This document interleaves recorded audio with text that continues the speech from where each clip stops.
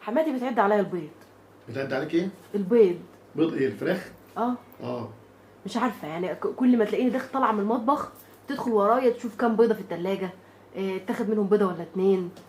انا مش عارفه ايه ده، طريقتها غريبه قوي، مش عارفه اعمل هي مش معاها ايه. غريبه، هي بس بتحافظ على بيتها وبت ابنها وكلام من ده.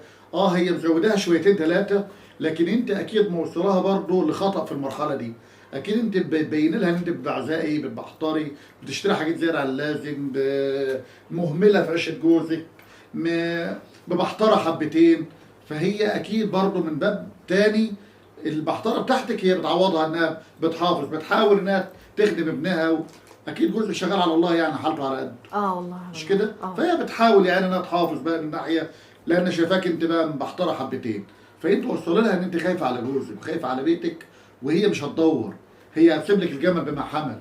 لمجرد انها تطمن ان ابنها وبيته في ايد بني ادمه هاديه، ربنا مهديها وربنا مالي عينها وقلبها وبترضى بقليل وبتطلع، مش هتدور وراك. لكن انت طول ما انت بتبحتري عيشتك ده اللي مخوفها من ناحيتك.